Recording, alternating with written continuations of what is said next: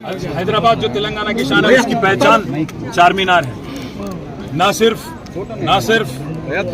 हिंदुस्तान में बल्कि पूरे दुनिया में चार मीनार और हैदराबाद दोनों एक दूसरे के साथ ऐसे जुड़े हुए हैं जिनको कोई अलग नहीं कर सकता।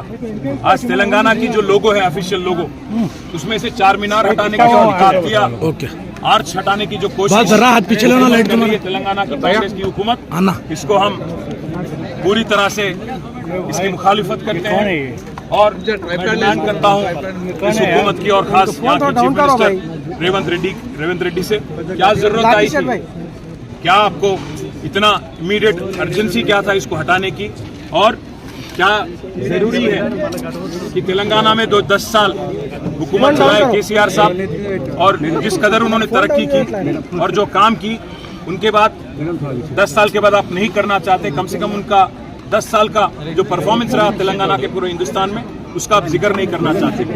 आपको मैं कहना चाहता हूँ, आपसे कहना चाहता हूँ, कतई मंजूर नहीं है और तेलंगाना की जनता और तेलंगाना की आवाम इसका पूरी तरह से विरोध करती है। और मैं रिक्वेस्ट करना चाहता हूँ गवर्नमेंट ऑफ तेलंगाना को कि आप विड्रॉ कर लें।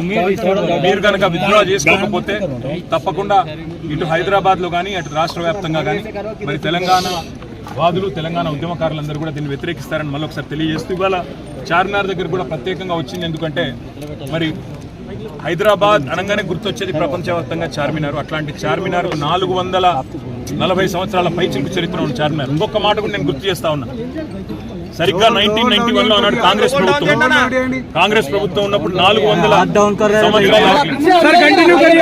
10ఏళ్లలో ఎన్నో త్యాగాలతో, ఎన్నో పోరాటాలతో సాధించుకున్న తెలంగాణలో ఈరోజు దశాబ్ది ఉత్సవాలు నిజానికి ఒక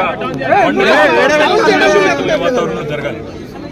మరి 10ఏళ్లలో సాధించిన ప్రగతిని కాదని, 10ఏళ్లలో జరిగిన పనిని కాదని, అభివృద్ధిని ఒక మొండి వైఖరితో కేవలం కేసీఆర్ గారి పేరు రాకూడదు, కేసీఆర్ గారి పేరు వినపడకూడదు అనే ఒక మూర్ఖపు ఆలోచనతో కాంగ్రెస్ ప్రభుత్వం ఏదైతే గత 10ఏళ్లలో జరిగిన ప్రగతిని కానరానియకుండా, గత 10ఏళ్లలో జరిగిన పనిని కానరానియకుండా కొన్ని మూర్ఖపు నిర్ణయాలు తీసుకుంటా ఉంది.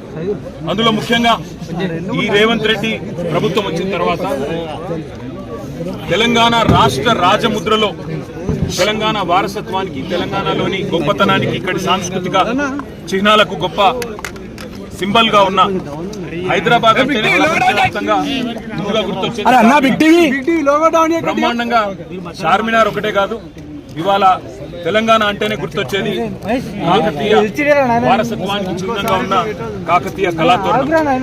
హైదరాబాద్ తెలంగాణకి మొదటి ప్రాముఖ్యత కలిగిన పట్టణం, సెకండ్ లార్జెస్ట్ సిటీ వరంగల్. అదేవిధంగా ఓరుగల్ సామ్రాజ్యానికి, అదేవిధంగా మన సాంస్కృతిక వారసత్వానికి ఉన్న కాకతీయ కళాతోరణం నిర్ణయం ఏదైతే ఉందో ఈ ప్రభుత్వాన్ని, దీన్ని మేము తీవ్రంగా నిరసిస్తున్నాం, తీవ్రంగా ఖండిస్తున్నాం. చార్మినార్ ను తొలగించడం అంటే ప్రతి హైదరాబాద్ ని అవమానించడమే, ప్రతి ఒక్కరు తప్పకుండా అగౌరవపరిచినట్టే.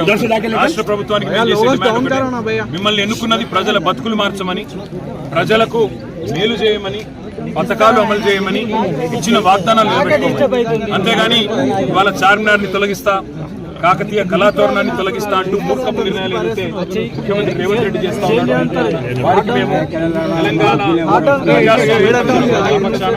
తెలంగాణ ప్రజల పక్షాన చేసే డిమాండ్, ఇలాంటి మూర్ఖపు నిర్ణయాలు విరమించుకోండి.